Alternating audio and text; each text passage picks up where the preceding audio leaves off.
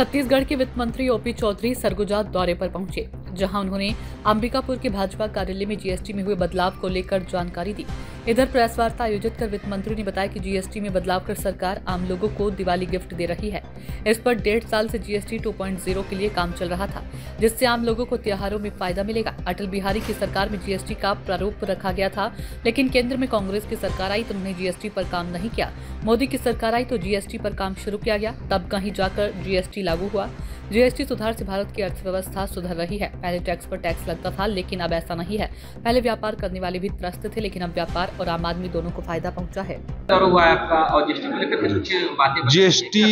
GST को लेकर के पूरे प्रदेश के सभी जिलों में पार्टी के संगठन के निर्णयानुसार हम सब लोग प्रेस कॉन्फ्रेंस कर रहे हैं। आदरणीय मुख्यमंत्री जी का भी प्रेस कॉन्फ्रेंस होगा और आदरणीय मोदी जी के नेतृत्व में, निर्मला सीतारमण जी के एग्जीक्यूशन में जो ये रिफॉर्म्स 2.0 लाए गए हैं, जो आदरणीय नरेंद्र मोदी जी ने लाल किले की प्राचीर से ऐलान किया था, उससे देश की जनता को बहुत बड़ा लाभ होने वाला है।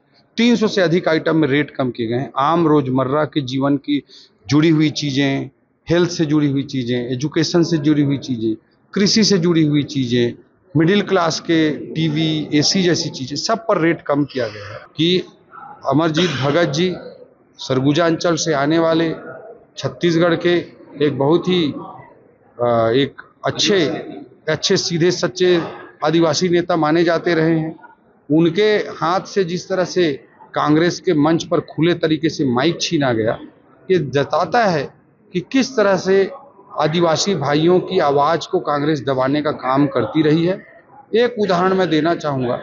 50 सालों तक कांग्रेस को मौका मिला था कि देश के सबसे सर्वोच्च संवैधानिक पद, राष्ट्रपति के पद पर एक आदिवासी भाई या बहन को कांग्रेस बिठा सकती थी, लेकिन 50 सालों तक उनको मौका मिला आज़ादी के बाद, लेकिन उन्होंने ऐसा नहीं किया। मोदी जी को दूसरी ही बार 10 साल का उनको अवसर मिला, उसमें दूसरे बार में ही उन्होंने एक आदिवासी बहन को देश के महामहिम के रूप में संविधान के सर्वोच्च पद पर स्थापित करने का काम किया। कांग्रेस हमेशा झूठ रचती है, ढोंग करती है, लेकिन मूल रूप से आदिवासी भाई बहनों के लिए, दलित भाई बहनों के लिए, पिछड़े भाई बहनों के लिए कांग्रेस हमेशा नकारात्मक रही। क्या लगता है शोषण कर रही है? सूचना इंडिया के सभी दर्शकों को बधाई। अब आप सूचना इंडिया देख सकते हैं जियो टीवी चैनल नंबर 4053 पर भी। साथ ही सूचना इंडिया के सभी सोशल प्लेटफॉर्म इंस्टाग्राम, फेसबुक और ट्विटर से जुड़े और पाएं आपके क्षेत्र से जुड़ी हर एक खबर।